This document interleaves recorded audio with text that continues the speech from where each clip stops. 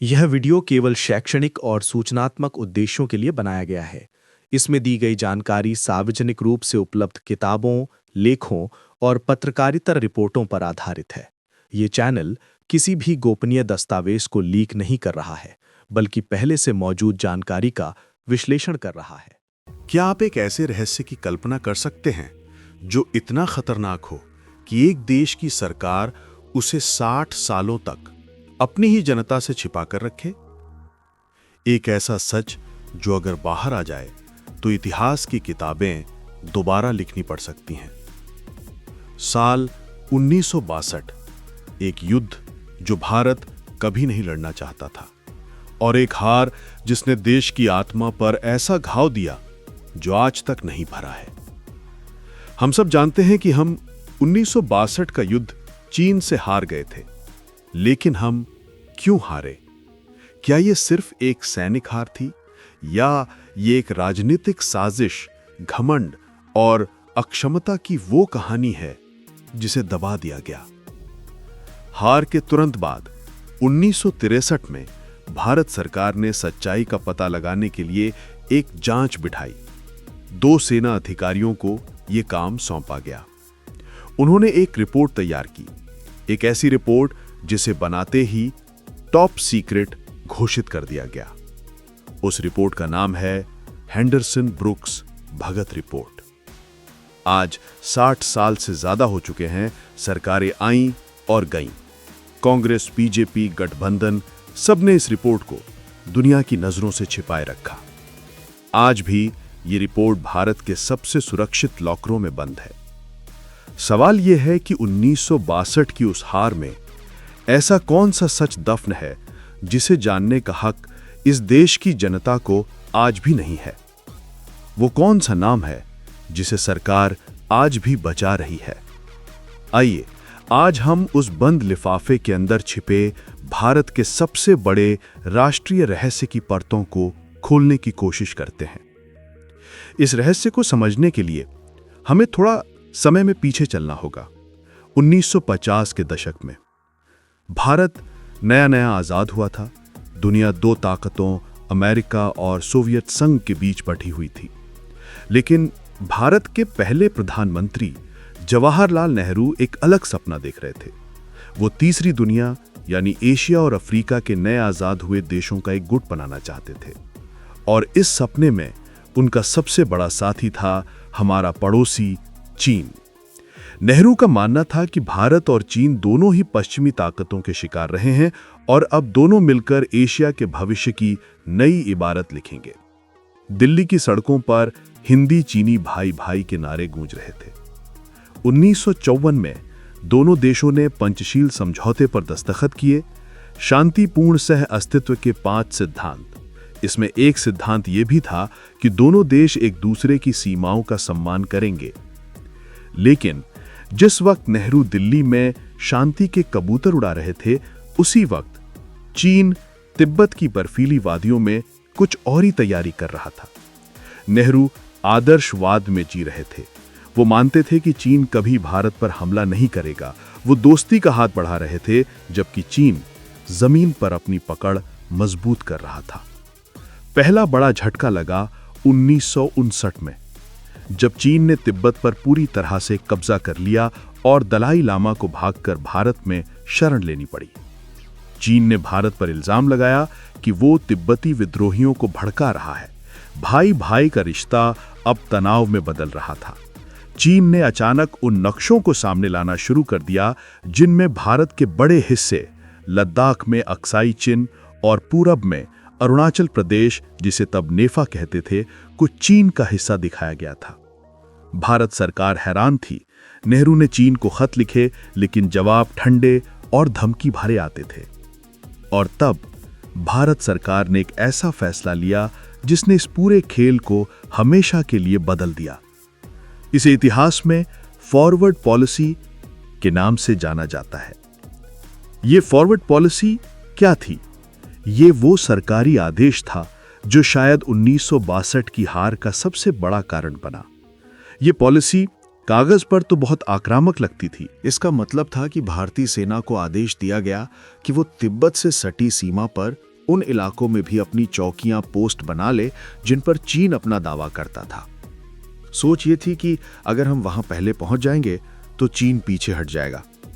ये एक खतरनाक खेल था। कल्पना कीजिए, बर्फीले रेगिस्तान में जहां तापमान -30 डिग्री होता है, जहां ऑक्सीजन नहीं होती, वहां भारतीय सेना के जवानों को बिना गर्म कपड़ों के, बिना पूरे हथियारों के छोटी छोटी झोपड़ियां बनाने के लिए भेज दिया गया। कई चौकियां तो ऐसी थी जिनके पीछे कोई रास्ता ही नहीं था। अगर दुश्मन हमला कर दे तो पीछे हटने का या मदद पहुंचने का कोई जरिया नहीं था। ये एक सैन्य आत्महत्या जैसा था। सेना के कई बड़े अधिकारियों ने इस फॉरवर्ड पॉलिसी का विरोध किया था। उन्होंने दिल्ली में बैठे नेताओं को चिताया था कि हमारे पास ना तो हथियार हैं, ना कपड़े और ना ही इतनी ऊंचाई पर लड़ने की ट्रेनिंग। लेकिन दिल्ली में बैठे नेताओं और कुछ हाँ में हाँ मिलाने वाले जनरलों को लगता था कि चीन कभी पलटवार नहीं करेगा। वो गलत थे, बहुत गलत। 20 अक्टूबर 1962 चीन ने फॉरवर्ड पॉलिसी का जवाब दिया। चीन की पीपल्स लिबरेशन आर्मी ने लद्दाख से लेकर नेफा तक हजारों किलोमीटर लंबे बॉर्डर पर एक साथ हमला बोल दिया। यह हमला नहीं था, ये एक सैलाब था। हमारे जवान जो कैनवस के जूतों में बंदूकें थामे ठंड से कांप रहे थे, उनका मुकाबला चीन की पूरी तरह तैयार माउंटेन डिवीजन से था। चीन के पास भारी तोपें थीं, ऑटोमेटिक राइफलें थीं और सबसे बढ़कर उनके पास ऊंचाई पर लड़ने की पूरी तैयारी थी। और हमारे जवानों के पास पुरानी 303 राइफलें जो ठंड में जाम हो जाती थीं। जूतों की जगह कैनवस के फटे हुए बूट और पीठ पर वो नेता जिन्होंने उन्हें इस आग में झोंक दिया था। नतीजा वही हुआ जो होना था। चौकियां एक एक करके गिरने लगी। हजारों भारतीय सैनिक या तो मारे गए या बर्फीले तूफान में खो गए या उन्हें बंदी बना लिया गया। 1 महीने तक चले इस एक तरफा युद्ध में भारत की वो हार हुई जिसकी किसी ने कल्पना भी नहीं की थी। 21 नवंबर 1962 चीन ने एक तरफा युद्ध विराम की घोषणा कर दी। लेकिन तब तक भारत का घमंड, उसका आत्मसम्मान, सब कुछ चकनाचूर हो चुका था। देश सदमे में था। प्रधानमंत्री नेहरू, जो कुछ साल पहले तक दुनिया के हीरो थे, एक टूटे हुए इंसान लग रहे थे। संसद में उनसे सवाल पूछे जा रहे थे। आखिर ये हुआ कैसे? कौन जिम्मेदार था? देश का गुस्सा चरम पर था। संसद में जवाब मांगा जा रहा था। नेहरू सरकार पर दबाव था कि इस राष्ट्रीय अपमान की जांच हो। 1963 में हार के कुछ ही महीनों बाद सेना के नए प्रमुख जनरल J.N. चौधरी ने एक आंतरिक जांच का आदेश दिया। ये काम 2 बहुत ही काबिल और ईमानदार अफसरों को सौंपा गया। पहले थे lieutenant general T.B. Henderson Brooks और दूसरे थे ब्रिगेडियर प्रेम सिंह भगत। उन्हें ये काम दिया गया, ये पता लगाना कि सेना यानी आर्मी के स्तर पर क्या गलत हुआ। ध्यान दीजिए, ये एक बहुत चालाकी से तय किया गया टर्म ऑफ रेफरेंस था। उन्हें सिर्फ सैनिक गलतियों की जांच करनी थी, उन्हें राजनीतिक गलतियों की जांच करने का अधिकार नहीं दिया गया था। उन्हें यह जांचने से मना कर दिया गया था कि फॉरवर्ड पॉलिसी का फैसला सही था या गलत। उन्हें बस ये जांचना था कि इस पॉलिसी को लागू कैसे किया गया। ये पहले ही तय कर दिया गया था कि जांच की उंगलियां प्रधानमंत्री नेहरू या रक्षा मंत्री V.K. कृष्णा मेनन तक न पहुंचें। हेंडरसन ब्रूक्स और भगत ने अपना काम शुरू किया। महीनों तक उन्होंने उस वक्त के जनरलों से, कमांडरों से बात की, वो सारी फाइलें खंगाली, वो सारे सिग्नल मैसेज पढ़े जो युद्ध के दौरान दिल्ली और फ्रंटलाइन के बीच भेजे गए थे। उन्होंने एक एक करके हर उस गलती को पन्नों पर उतारना शुरू किया जिसने हमारी हार तय की थी। और जैसे जैसे वो लिखते गए, सच और भी ज़्यादा कड़वा होता गया। कुछ ही महीनों में उन्होंने अपनी रिपोर्ट तैयार कर ली। एक मोटी सी फाइल जिसमें उस हार का पूरा कच्चा चिट्ठा था। 1963 में ये रिपोर्ट रक्षा मंत्रालय को सौंपी गई और जैसे ही ये रिपोर्ट दिल्ली के ऊंचे दफ्तरों में पहुंची, उसे पढ़ने के बाद मानो एक भूचाल आ गया। सच उम्मीद से कहीं ज्यादा विस्फोटक था। रिपोर्ट को तुरंत टॉप सीक्रेट यानी अति गोपनीय दस्तावेज घोषित कर दिया गया और उसे सरकारी अलमारियों में हमेशा के लिए दफन कर दिया गया। सवाल यह है कि अगर ये रिपोर्ट आज तक रिलीज नहीं हुई तो हमें कैसे पता कि इसमें क्या हो सकता है? इसका जवाब हमें मिलता है एक अंग्रेज पत्रकार से। नाम था नेविल मैक्सवेल। नेविल उस समय द टाइम्स अखबार के लिए भारत में रिपोर्टिंग कर रहे थे। कहा जाता है कि मैक्सवेल ने अपनी पहुंच का इस्तेमाल करके किसी तरह उस टॉप सीक्रेट रिपोर्ट के कुछ हिस्सों तक या शायद पूरी रिपोर्ट तक अपनी पहुंच बना ली थी। इसके कुछ साल बाद 1970 में मैक्सवेल ने एक किताब लिखी जिसने भारतीय राजनीति में तूफान ला दिया।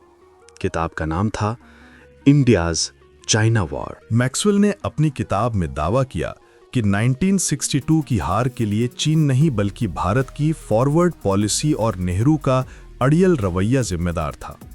मैक्सवेल ने लिखा कि हेंडरसन ब्रुक्स रिपोर्ट जिसे सरकार छिपा रही है वो साफ तौर पर कहती है कि एक हार की मुख्य वजह फॉरवर्ड पॉलिसी थी।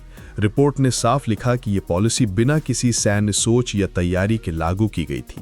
ये राजनीतिक घमंड का नतीजा थी। दूसरा, खुफिया तंत्र की नाकामी। रिपोर्ट ने उस वक्त के इंटेलिजेंस ब्यूरो के चीफ बीएन मुल्लिक पर गंभीर सवाल उठाए। मुल्लिक नेहरू के करीबी माने जाते थे। रिपोर्ट के मुताबिक मुल्लिक लगातार प्रधानमंत्री को यह गलत जानकारी देते रहे कि चीन कभी हमला नहीं करेगा।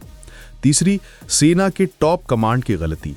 रिपोर्ट ने उस वक्त के आर्मी चीफ जनरल प्राणनाथ थापर और खासकर 4th कोर के commander lieutenant general BM call को सीधे तौर पर जिम्मेदार ठहराया। जनरल कॉल भी नेहरू के करीबी थे और उन्हें जमीनी हकीकत का कोई अंदाजा नहीं था। चौथा, नेताओं का दखल। रिपोर्ट ने भले ही सीधा नाम न दिया हो, ये इशारा किया कि सेना के पेशेवर अधिकारियों के सलाह को दरकिनार कर दिल्ली में बैठे नेताओं ने सीधे सीधे सेना को चलाना शुरू कर दिया था। रक्षा मंत्री कृष्णा मेनन को इसका मुख्य विलेन माना गया।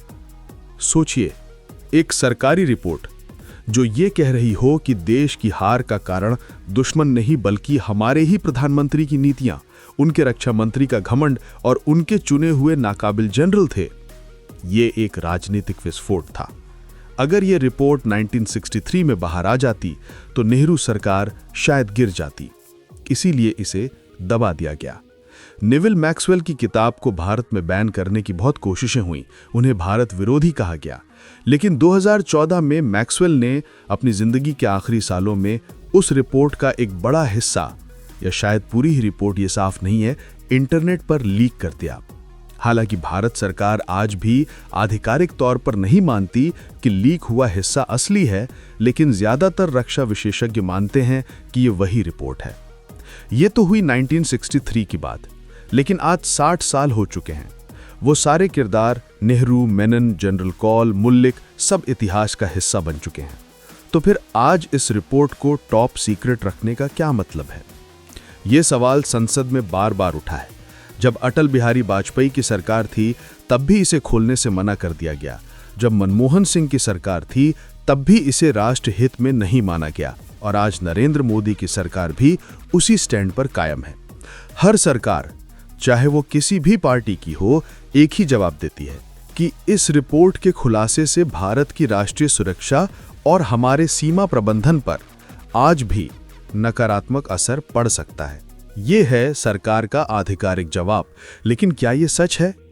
क्या 60 साल पुरानी एक हारी हुई लड़ाई की सैन्य रणनीति आज भी इतनी प्रासंगिक है कि वो हमारी राष्ट्रीय सुरक्षा को खतरे में डाल दे? या फिर असली वजह कुछ और है? कई विशेषज्ञ मानते हैं कि असली वजह राष्ट्रीय सुरक्षा नहीं बल्कि राजनीतिक विरासत है।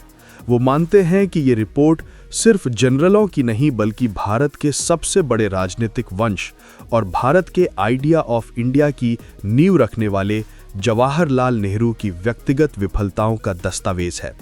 ये रिपोर्ट उस नेहरूवियन लेगेसी पर एक काला धब्बा है जिसे कोई भी राजनीतिक पार्टी छूने से डरती है।